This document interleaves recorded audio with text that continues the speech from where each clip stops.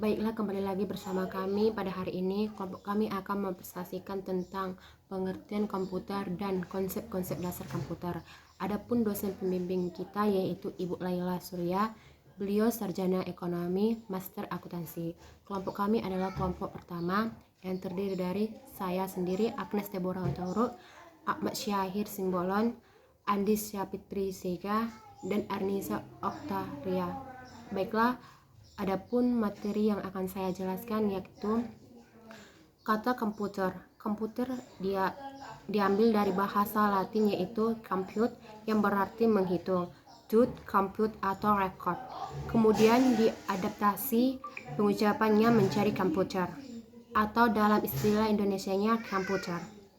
Bill Shermer tahun 1985, komputer adalah suatu alat elektronik yang mampu melakukan beberapa tugas yaitu menerima input, memproses input sesuai dengan instruksi yang diberikan, menyimpan perintah-perintah dan hasil pengolahannya, serta menyediakan output dalam bentuk informasi. Sanders pada tahun 1985, komputer adalah sistem elektronik untuk memanipulasi data yang cepat dan tepat, serta dirancang dan diorganisasikan supaya secara otomatis menerima dan menyimpan data input, memprosesnya dan menghasilkan output berdasarkan instruksi-instruksi yang telah tersimpan di dalam memori. Baiklah, kesimpulannya yaitu komputer adalah berupa alat elektronik yang bisa mempermudah kegiatan manusia, di mana komputer ini bisa menerima perangkat masukan dan kemudian memprosesnya sehingga menghasilkan sebuah informasi yang berguna bagi pengguna komputer. Baiklah, materi selanjutnya akan dijelaskan oleh teman saya, Ahmad Syahir Simbolon. Adapun tutur atau perkataan saya yang kurang lebih mohon dimaafkan dan terima kasih. Baiklah teman-teman, saya akan menjelaskan tentang sejarah perkembangan komputer. Komputer generasi pertama diciptakan pada tahun 1946 sampai 1959. Generasi pertama dari komputer ditandai dengan ditemukannya tabung hampa udara sebagai alat penguat sinyal. Tabung hampa udara sebagai penguat sinyal merupakan ciri khas komputer generasi pertama. Ciri-ciri komputer generasi pertama adalah: yang pertama, program dibuat dalam bahasa mesin. Kedua, menggunakan konsep storage program. Ketiga, komponen yang digunakan adalah tabung hampa udara. Keempat, ukuran fisiknya besar sehingga membutuhkan daya listrik yang besar. Serta yang kelima, dapat disimpan pada magnetic tape dan magnetic disk. Yang komputer generasi kedua diciptakan pada tahun 1959 sampai 1965. Transistor merupakan ciri khas komputer generasi kedua. Transistor merupakan singkatan dari transfer resistor. Ciri-ciri komputer generasi kedua antara lain yakni kapasitas memori utama cukup besar.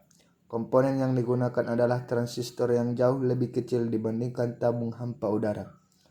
Menggunakan magnetic tape dan magnetic disk yang berbentuk removable disk. Mempunyai kemampuan proses real time dan time sharing. Proses operasinya lebih cepat. Orientasinya pada aplikasi bisnis dan teknik. Komputer generasi ketiga diciptakan pada tahun 1965 sampai 1970. Ciri-ciri komputer generasi ketiga antara lain: komponen yang dipakai adalah 4 atau integrated circuit yang terdiri atas ratusan atau ribuan transistor berbentuk hybrid integrated circuit dan monolithic integrated circuit. Proses operasinya jauh lebih cepat dan lebih tepat.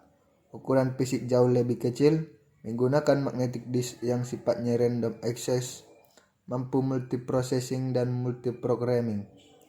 Alat input-output mengalami pengembangan dengan menggunakan visual display terminal, serta dapat melakukan komunikasi data dari satu komputer dengan komputer lainnya. Komputer generasi keempat sejak tahun 1970. Pada generasi ini ditandai dengan munculnya LSI atau Large Scale Integration yang merupakan pemadatan ribuan IC ke dalam sebuah chip. Sejak tahun 1970, dunia komputer mengalami dua perkembangan penting, yaitu penggunaan LSI yang disebut juga sebagai Bipolar Large Scale Integration serta menggunakan mikroprosesor dan semi-induktor yang berbentuk chip untuk memori komputer. Komputer generasi kelima. Komputer generasi kelima sedang dalam pengembangan. Komponen yang dipakai adalah VLSI atau Very Large Scale Integration. Saat ini sedang dikembangkan oleh Johnson Function, yang diramalkan dapat menggantikan keberadaan chip. Negara yang mempelopori perkembangan komputer generasi kelima ini adalah Jepang. Kemungkinan pengembangan komputer lainnya ialah kemampuan komputer memecahkan masalah sendiri dengan bantuan AI atau Artificial Intelligence. Baiklah teman-teman, materi selanjutnya akan dijelaskan oleh teman saya yaitu Arnisa Oktarina. Baiklah, saya akan menjelaskan tentang konsep dasar-dasar komputer. Komputer adalah serangkaian mesin elektronik yang terdiri dari jutaan komponen yang dapat saling bekerja sama, serta membentuk sebuah sistem yang kerjasamanya rapi, komponen, dan teliti. Pada komputer terdapat istilah komponen stopward dan headward. Istilah headward merupakan perangkat keras atau benda yang secara fisik dapat dipegang, dipindahkan, dan dilihat. Sedangkan stopward atau perangkat lunak merupakan kumpulan instruksi, program, atau prosedur yang dapat melaksanakan pelaksanaan secara otomatis, dapat mengelola atau memproses kumpulan instruksi data yang diberikan. Dan berikut ada beberapa komponen dasar sistem komputer. Yang pertama, pemroses atau CPU. Mempunyai fungsi untuk mengendalikan operasi komputer dan dapat memproses data. Dan yang kedua, memori utama, yaitu tempat penyimpanan data dan program. Sifat utama dari memori utama adalah volatile, yaitu tidak dapat mempertahankan data dan program jika listrik sedang mati. Dan yang ketiga, perangkat masukan dan keluaran. Mempunyai fungsi untuk memindahkan data antara komputer dan lingkungan eksternal. Dan yang keempat, ada interkoneksi antara komponen, yaitu struktur dan mekanisme yang berfungsi untuk menghubungkan ketiga komponen tersebut tadi. Dan baiklah, sampai di sini yang bisa saya jelaskan dan akan diperjelaskan oleh teman saya, Andi. Baiklah teman-teman sekalian, saya akan melanjutkan materi yang dibawakan oleh Arnisa. Berdasarkan sistem di atas, maka sebuah komputer selalu memiliki sebuah konsep dasar yang meliputi input division, central processing unit, output division, dan external memory. Yang pertama, input division. Input division bisa diartikan sebagai peralatan yang berfungsi untuk memasukkan data ke dalam komputer. Jenis input division yang dimiliki komputer antara lain keyboard, mouse, webcam, mikrofon, dan lain-lain. Yang kedua, central processing unit ataupun CPU.